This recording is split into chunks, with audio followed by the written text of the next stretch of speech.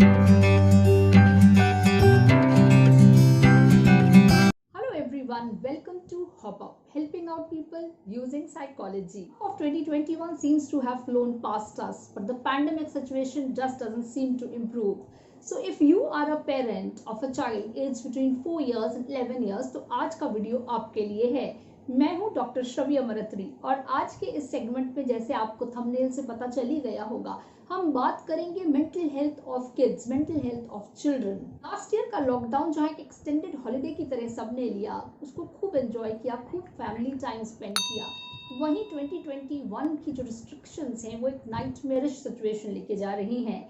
ऐसे में जहां बात थर्ड वेव की हो रही है और उसमें बच्चों पे खतरा बताया जा रहा है, तो बच्चों के पेरेंट्स और बच्चों पे इसको लेके क्या असर हो रहा है वो बहुत ही डेंजरस सिचुएशन है, बहुत ही चौंकाने वाला है। मैक्सिमम पेरेंट्स का वर्क फ्रॉम होम चालू है, बच्चे दिखा रहे हैं मेल्ट डाउन। जी हाँ, अगर आपका भी बच्चा इरिटेशन दिखा रहा है, आपको लगता है वो चिड़चिड़ा हो रहा है, उसको नाइटमेयर्स आ रहे हैं यानी कि बुरे सपने आ रहे हैं, लैक ऑफ स्लीप हो रहा है, उसकी ईटिंग हैबिट्स में कोई चेंज आ रहा है, वो एक्सेसिव क्लिंगिंगनेस दिखा रहा है यानी कि किसी एक पेरेंट के साथ हमेशा वो रहना चाहता है, तो देखिए ये सब मेल्टडाउन के सिम्टम्स हैं और इसमें आप अकेले नहीं हैं। बिकॉज हाल ही में एक रिपोर्ट पब्लिश हुई है जिसमें ये सामने आया है कि हर 4 में से एक बच्चा मेल्टडाउन का शिकार हो रहा है। आज हम बात करेंगे कैसे हम अपने बच्चों को हेल्प कर सकते हैं, उनकी मेंटल हेल्थ अच्छी कर सकते हैं। उनका परसेप्शन बड़ों से थोड़ा अलग होता है। बच्चे किसी भी कैलेमिटी को, किसी भी परेशानी को एज अ इंटरनेशनल इशू या नेशनल इशू, वर्ल्ड इशू नहीं देखते। उनके लिए हर चीज एक फैमिली इशू होती है। उनके मन में डर होता है कि पेरेंट्स को कुछ ना हो जाए, हमें कुछ हो गया तो क्या होगा। जो डर है इसके वजह से बच्चे कई टाइप के सिम्टम्स दिखा रहे हैं। हाल ही में जब मदर्स डे गया तो एक बड़ा ही इंटरेस्टिंग सा फैक्ट किसी ने मुझे डिस्कस किया कि बच्चे ने कार्ड में कोविड को बनाया, यानी कि इतना असर इस कोविड वायरस का बच्चों के मासूम मन पे हो गया है। बच्चों को जो न्यूरोट्रांसमीटर सिग्नल देते हैं, उनको स्टिमुलस प्रोवाइड करते हैं, वो स्टिमुलस मिसिंग है। स्पेशली जहाँ बच्चा सिंगल चाइल्ड है या जहाँ पर न्यूक्लियर फैमिली है, जॉइंट फैमिली नहीं है, या आपका सपोर्ट ग्रुप अच्छा नहीं है, आसपास में आप पड़ोसियों से इंटरेक्शन कम है, बाकी बच्चों से इंटरेक्शन कम है, वहाँ वो स्टिमुलस मिसिंग है। और ऐसे में बच्चों की बहुत सारी चीजें रिग्रेशन बच्चों में दिख रहे हैं, यानी कि बच्चा एक स्टेज पीछे जा रहा है। जैसे अगर बच्चा अभी नया नया बोलना सीखा था तो वो फंबल कर रहा है, करेक्ट वर्ड्स ढूंढने में उसको मुश्किल हो रही है। अगर पेरेंट या फैमिली में हाल ही में कोई कोविड केस हुआ है तो बच्चे और ज्यादा डर रहे हैं, या अगर हॉस्पिटलाइजेशन हुआ है। बच्चों का जो स्कूल जाने का सिस्टम है, अगर बच्चा 3 इयर्स प्लस है तो देखिए स्कूल एक शेड्यूल प्रोवाइड करता है, एक रूटीन प्रोवाइड करता है। In absence of that routine हमें वो स्ट्रक्चर उसको घर पे देना है।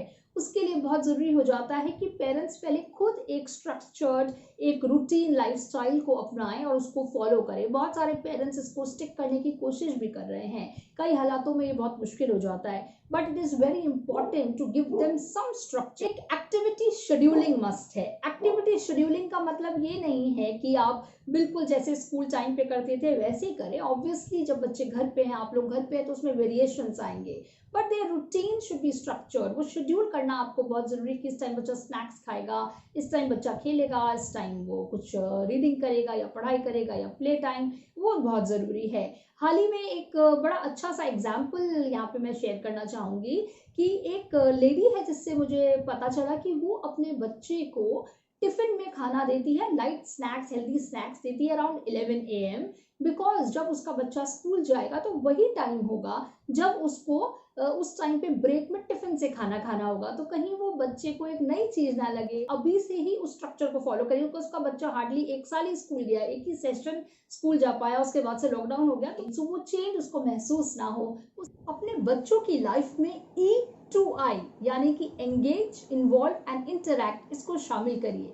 उनके साथ एंगेज होइए, उनको इन्वॉल्व करिए और उनके साथ खूब सारा इंटरेक्शन करिए। बहुत सारे लोग सोचते हैं छोटे बच्चे, उनको कोविड के बारे में क्या बताना, बट नहीं, उनसे इंटरेक्ट करिए। कोविड क्या है, उनके अंदर कोई ऐसी गलतफहमी मत आने दीजिए कि कोविड कोई मॉन्स्टर है, कोई डेमन है। सिंपली एंगेज करके उनको बताइए कि कोविड वायरस क्या है, उससे क्या नुकसान है, वो बच्चे कैसे सेफ रह सकते हैं, जिससे उनको थोड़ी सिक्योरिटी हो।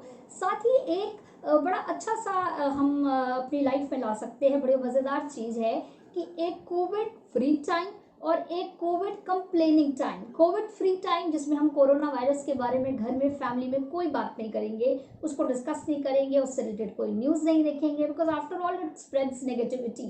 बट एक कोविड कंप्लेनिंग टाइम जिसमें हम बच्चों को अवेयर करेंगे, उनके साथ इंटरेक्ट करेंगे कोविड के बारे में, उन बच्चों की क्या फियर्स हैं उनको इन्वॉल्व करके उनसे पूछेंगे।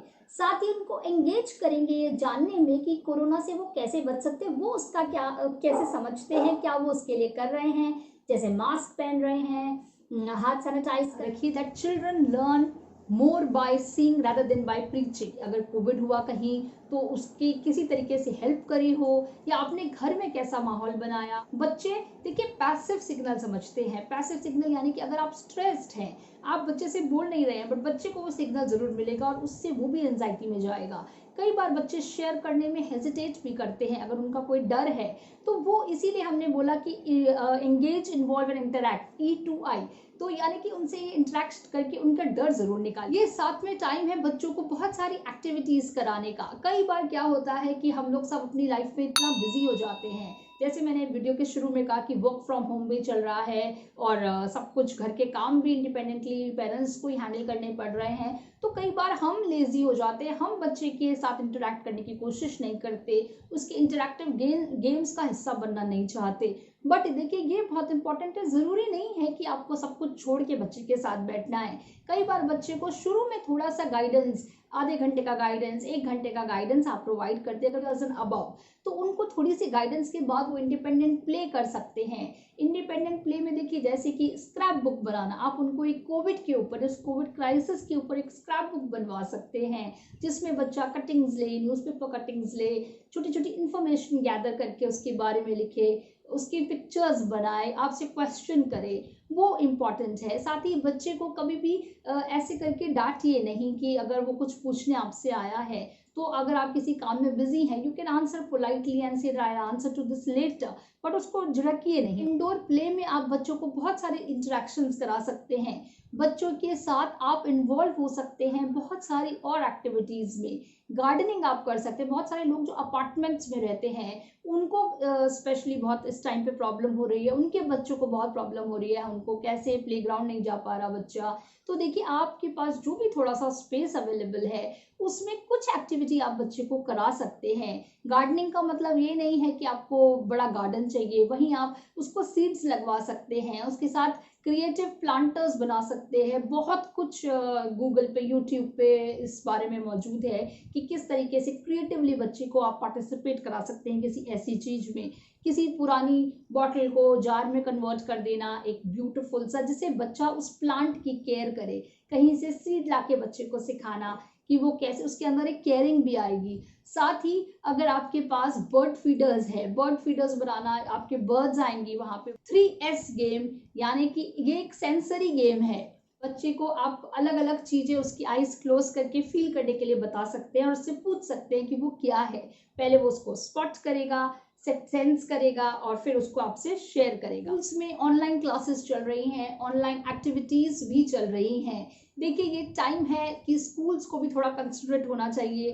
कई बार आपको आर्ट एंड क्राफ्ट सप्लाईज नहीं मिल रही हैं, बट स्कूल्स बहुत डिफिकल्ट प्रोजेक्ट बनाने के लिए बता देते हैं। But they should also understand the pressure which parents are facing and the pressure which child also faces when he और she is not able to complete a project. तो बहुत देखिए अच्छा है एक लिमिट तक अगर कुछ काम मिले, बट एक लिमिट से ज़्यादा काम मिलने से बच्चे इस टाइम पे स्ट्रेस में आते हैं। जैसे कोई टाइम नहीं है कि बहुत ज़्यादा कुछ बच्चों से आउट ऑफ द वर्ल्ड कराने का।